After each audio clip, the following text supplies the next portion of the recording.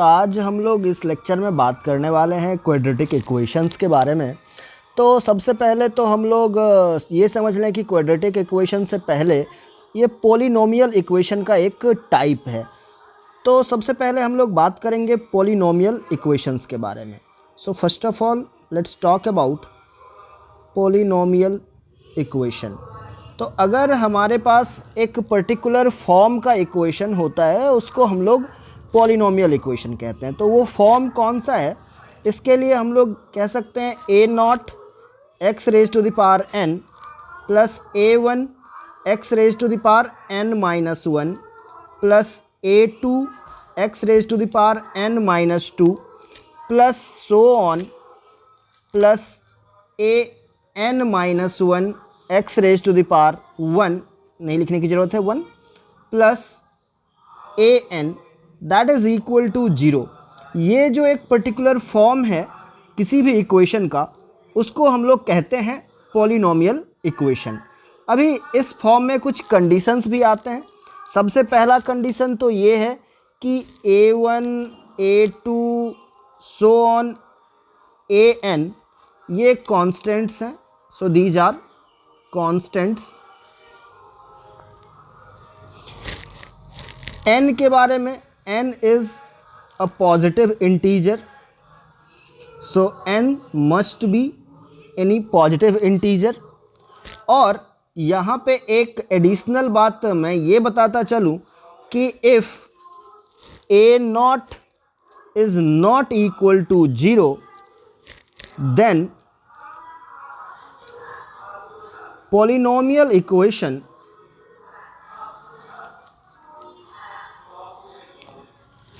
is of nth degree in single variable x।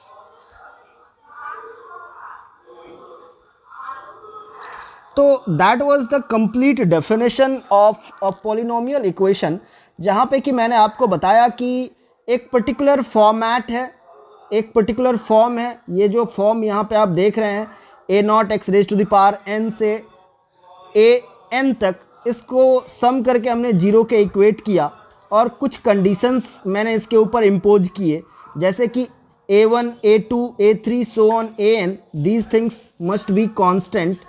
उसके बाद मैंने बताया कि n जो है वो पॉजिटिव इंटीजर होना चाहिए, और साथ ही अगर डिग्री की बात करनी है तो मैंने बोला कि जो हाईएस्ट पावर है x के ऊपर वो वाला कोएफिशिएंट a0 अगर 0 नहीं है तो इस पॉलिनोमियल का जो डिग्री है वो n कहा जाएगा। और चूंकि इसमें वेरिएबल x ही है इसीलिए ये एक सिंगल वेरिएबल का पॉलिनोमियल इक्वेशन कहा जाएगा। So once we understood polynomial equation, अब हम लोग एक बहुत इंपॉर्टेंट टॉपिक डिस्कस करने जा रहे हैं एंड दैट इज़ इक्वेशन और आइडेंटिटी का difference. So this is about equation versus identity, कि दोनों में फ़र्क क्या है। और ये एक बहुत ही इम्पॉर्टेंट कॉन्सेप्ट होता है। बहुत सारे बच्चे ऐसे हैं जिनको ये कन्फ्यूजन हमेशा बना रह जाता है। तो मैं सबसे पहली बात जो यहाँ कहना चाहूँगा वो ये कि all identities are equations, but all equations are not identities. तो सबसे पहला डिफरेंस जो आपको समझ में आना चाहिए वो यही है कि जितने भी आइडेंटिटीज़ हैं वो सॉर्ट ऑफ इक्वेशंस ही हैं, लेकिन जितने भी इक्वेशंस हैं वो ज़रूरी नहीं है कि आइडेंटिटी हो जाए। आइडेंटिटी क्या है? आइडेंटिटी ऐसे इक्वेशंस हैं जो कि हर एक वेरिएबल के लिए ट्रू होता है। So let us write this कि identities are equations where two mathematical expressions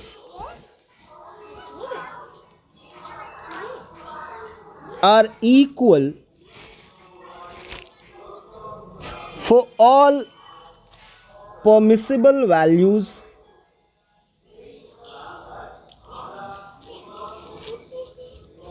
of their variables।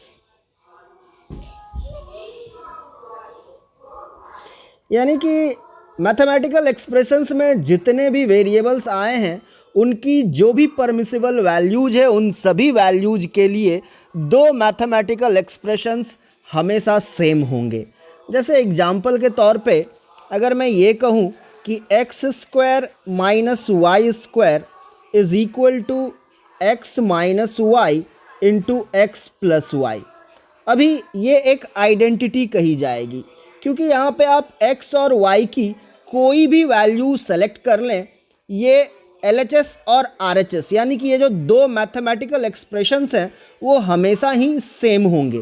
एक और एग्जांपल अगर मैं यहाँ पे लेना चाहूँ then that would be x minus a into x minus b divided by c minus a into c minus b plus x minus b into x minus c over a minus b into a minus c plus x minus c into x minus a over b minus c into b minus a is equal to 1। अभी ये जो equation है वो भी एक identity है क्योंकि आप यहाँ पे x की कोई भी वैल्यू सेलेक्ट कर लें, कोई भी रियल वैल्यू सेलेक्ट कर लें, LHS और RHS सेम होंगे यानी कि दो मैथमेटिकल एक्सप्रेशंस जो हैं वो हमेशा सेम होंगे। लेकिन इक्वेशन के साथ ऐसी कोई बात नहीं होती है। तो चलिए अब थोड़ा सा इक्वेशन के बारे में भी डिस्कस कर लें। So we will say equation is a statement of equality of two mathematical expressions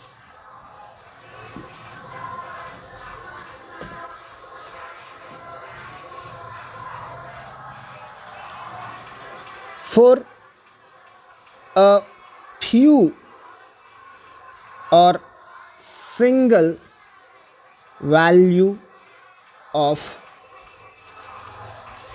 variables। कहने का मतलब है कि यहाँ पे भी बात हो रही है equality of two mathematical expressions की, और ये जो इक्वालिटी है वो ट्रू होगी कुछ ही वेरिएबल्स के लिए। जैसे अगर मैं एग्जांपल यहाँ पे कंसिडर करूँ तो अगर मैं बोलूँ x square minus 5x plus 6 equal to 0, तो ये दो मैथमेटिकल एक्सप्रेशंस हैं LHS और RHS में, और उनके इक्वालिटी की बात तभी ट्रू है जब x या तो 2 है या फिर x 3 है, यानी कि x की यही दो वैल्यूज हैं under which the equality will be true. तो गाइज़ यहाँ पे जैसा कि हमने डिस्कस किया है कि इक्वेशंस ऐसे मैथमेटिकल स्टेटमेंट्स होते हैं जो कि दो मैथमेटिकल एक्सप्रेशंस के इक्वालिटी की बात करते हैं, लेकिन कुछ ही ऐसे वेरिएबल्स होते हैं जिसके लिए कि ये स्टेटमेंट ट्रू होता है। तो जो वेरिएबल्स की वैल्यूज हमारे इस स्टेटमेंट को, इक्वेशन को सेटिस्फाई करता है उसको हम लोग कहते हैं इक्वेशन का रूट्स। तो यहाँ पे एक इम्पॉर्टेंट कॉन्सेप्ट आ जाता है regarding roots of an equation. So will learn about roots. तो रूट्स के बारे में हम लोग कह सकते हैं कि it is values of variables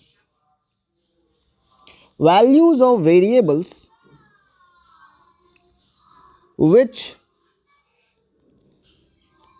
satisfies the equation। और इक्वेशन को सेटिस्फाई करने का मतलब होता है कि वेरिएबल्स की वो वैल्यूज जिसके लिए हमारा LHS RHS के इक्वल हो जाए।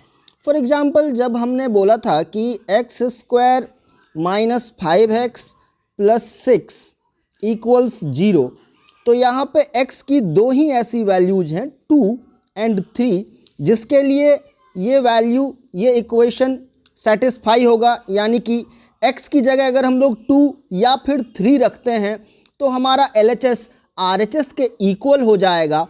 इसीलिए हम लोग कहेंगे x इक्वल टू 2 और 3 are roots of above equation.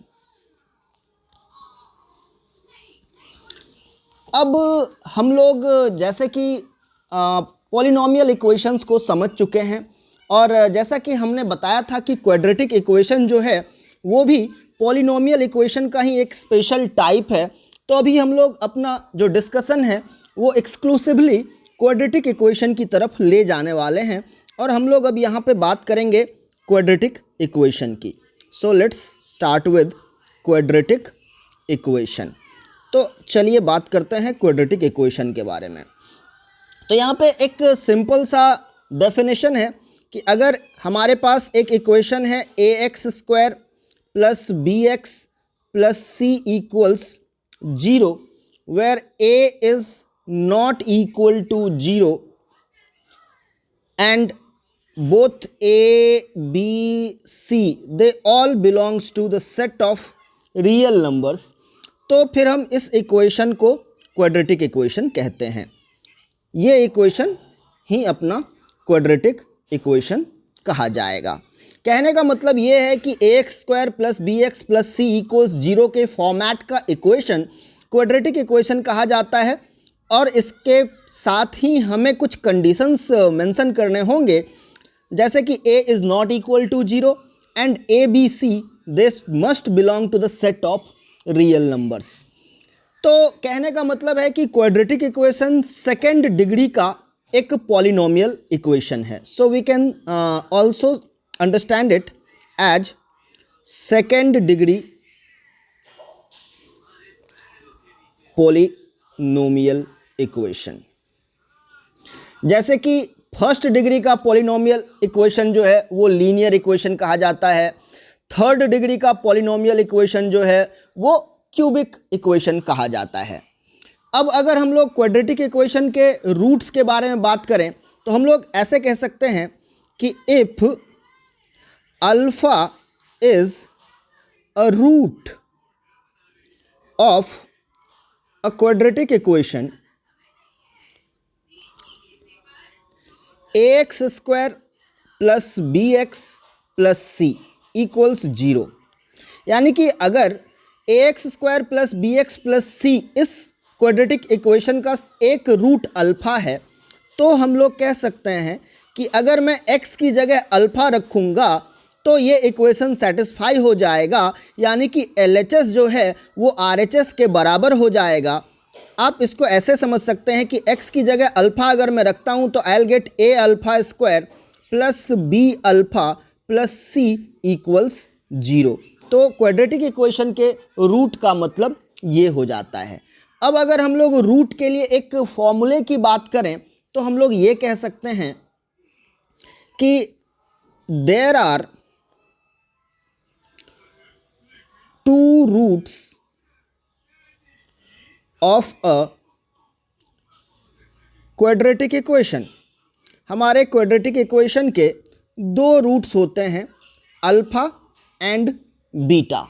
तो इन रूट्स को हम लोग कह सकते हैं एक जनरल फॉर्मूले के तौर पे कि x, इसकी जो दो वैल्यूज होंगी अल्फा और बीटा, वो हो जाएगी -b/2a plus minus square root of b² minus 4ac/2a।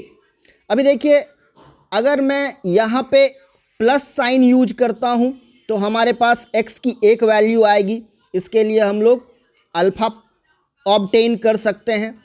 और अगर हम लोग एक माइनस साइन यूज करते हैं तो हमारे पास x की एक दूसरी वैल्यू हो जाएगी, वो हमारे इक्वेशन का सेकेंड रूट होगा, उसको हम लोग बीटा कह सकते हैं।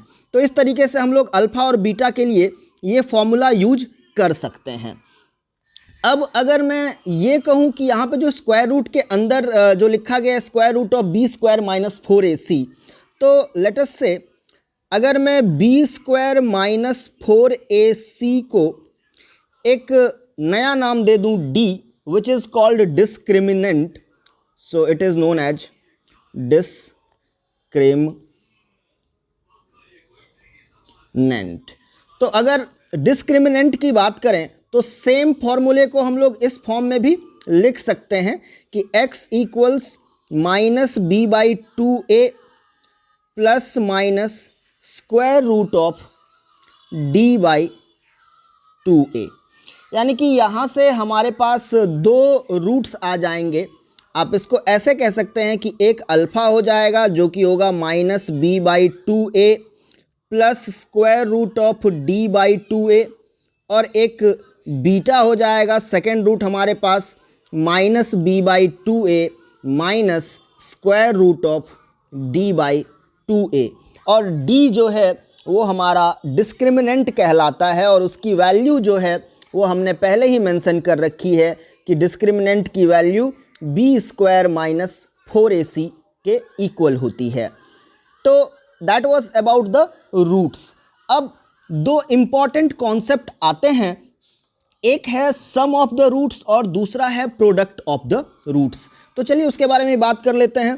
तो सबसे पहला है सम ऑफ द रूट्स।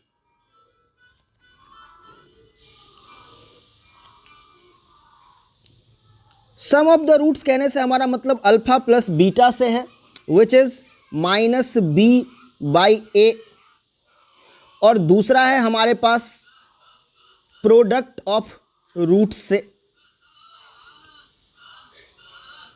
तो product of roots alpha into beta, it is simply c by A होता है। कहने का मतलब ये हो गया कि हमारा जो क्वाड्रेटिक इक्वेशन है ax square plus B X plus C equals 0, तो आप देख सकते हैं कि b जो है वो x का कोएफिशिएंट है, a जो है वो x स्क्वायर का कोएफिशिएंट है, और c जो है वो x के पावर 0 का कोएफिशिएंट है, यानी कि कांस्टेंट टर्म है। तो यहाँ से हम लोग देख सकते हैं जैसा कि alpha plus beta equals minus B by A है, तो इसको हम लोग लिख सकते हैं negative of coefficient of x divided by coefficient of x square. तो चलिए इसको इस फॉर्म में भी लिख लें कि अल्फा प्लस बीटा जो है that is negative of coefficient of x divided by coefficient of x square. और सिमिलरली अल्फा इंटू बीटा जो हमारा प्रोडक्ट ऑफ रूट्स है उसके बारे में हम लोग देख सकते हैं कि it is c by a, that is the constant term divided by the coefficient of x square. तो इसको चलिए लिख लेते हैं कि alpha into beta is equal to constant term divided by coefficient of x square. अभी हमारे पास product के लिए एक फॉर्मूला है और साथ ही साथ हमारे पास सम के लिए एक फॉर्मूला है। इन दोनों को यूज करके हम लोग अदर टाइप के जो एक्सप्रेशंस हैं जिसमें कि अल्फ़ा और बीटा इन्वॉल्व होता है उसके लिए भी हम लोग कुछ काम कर सकते हैं। तो चलिए उनकी भी बात कर लेते हैं। जैसे सपोज कीजिए हमारे पास alpha square plus beta square है, यानी कि sum of square of the roots है। अगर ये निकालना है तो इसको हम लोग इस फॉर्मेट में पहले लिख लेंगे, अल्फ़ा प्लस बीटा का whole square minus 2 times alpha beta. अभी ये हो गया सम ऑफ द रूट्स, ये हो गया प्रोडक्ट ऑफ द रूट्स। इनकी वैल्यूज हमें पता है, अगर वो वैल्यूज हम यूज करें तो alpha square plus beta square calculate किया जा सकता है। सिमिलरली अगर हमसे पूछा जा रहा है alpha minus beta whole square, तो इसको हम लोग लिख सकते हैं alpha plus beta whole square minus 4 alpha beta. और यहाँ पे भी जो टर्म्स हैं वो इन्वॉल्व करते हैं सम ऑफ द रूट्स और यहाँ पे प्रोडक्ट ऑफ द रूट्स, जिनकी वैल्यूज हमें पता हैं और हम उन वैल्यूज को यूज करते हुए अल्फ़ा माइनस बीटा भी निकाल सकते हैं और अल्फ़ा माइनस बीटा का होल स्क्वायर भी निकाल सकते हैं। सिमिलरली अगर हमें alpha cube plus beta cube निकालना है, कहने का मतलब sum of the cubes of the root है, तो इसको हम लोग ऐसे यूज कर सकते हैं कि alpha plus beta into alpha square minus alpha beta plus beta square. अभी अगेन ये तो सम ऑफ द रूट्स है, ये तो इजीली हो जाएगा, लेकिन यहाँ पे बात थोड़ी सी अलग हो जाती है। तो इसको यूज कर सकते हैं हम लोग ऐसे लिख करके कि अल्फ़ा प्लस बीटा, और ये जो टर्म है इसके लिए हम लोग लिख सकते हैं अल्फ़ा प्लस बीटा का whole square minus 3 alpha beta. अभी देखिए यहाँ क्या हो रहा है, अल्फ़ा प्लस बीटा के होल स्क्वायर में हमारे पास आएगा alpha square plus beta square plus 2 alpha beta. तो वो जो प्लस 2 अल्फ़ा बीटा है माइनस 3 अल्फ़ा बीटा जब हम लोग करेंगे तो हमारे पास माइनस अल्फ़ा बीटा आ जाएगा और जो हमारा ये टर्म है वो मैच कर जाएगा। और इस तरीके से हम लोग इसको बता सकते हैं और सॉल्व कर सकते हैं, क्योंकि ये जो हमारे पास एक्सप्रेशन आया है ये completely sum of the roots या फिर प्रोडक्ट ऑफ द रूट्स के टर्म में ही लिखा हुआ है। सिमिलरली अगर हमें निकालना पड़े अल्फ़ा के पावर 4 प्लस बीटा के power 4, alpha raise to the power 4 plus beta raise to the power 4, तो इसको भी हम लोग सॉल्व कर ही सकते हैं। इसको हम लोग लिख सकते हैं alpha square plus beta square का होल स्क्वायर। तो ये हो जाएगा अल्फ़ा के पावर 4 प्लस बीटा के power 4 plus 2 alpha square beta square. तो हम लोग minus 2 alpha square beta square कर देंगे यहाँ पे। और अगेन हमारे पास जो alpha square plus beta square का होल स्क्वायर करना है, तो इसके लिए हम लोग फिर से इसको थोड़ा सा रीअरेंज करते हुए लिख सकते हैं अल्फ़ा प्लस बीटा का whole square minus 2 alpha beta, और इस चीज़ का whole square minus twice of alpha square beta square.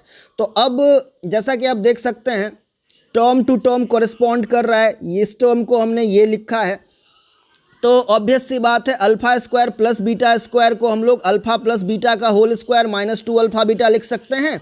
और अभी जो हमने लिखा है उसमें सिर्फ सम ऑफ द रूट्स और प्रोडक्ट ऑफ द रूट्स ही इन्वॉल्व हैं, तो ये भी हमारे पास जो है उसको हम इजीली सॉल्व कर सकते हैं।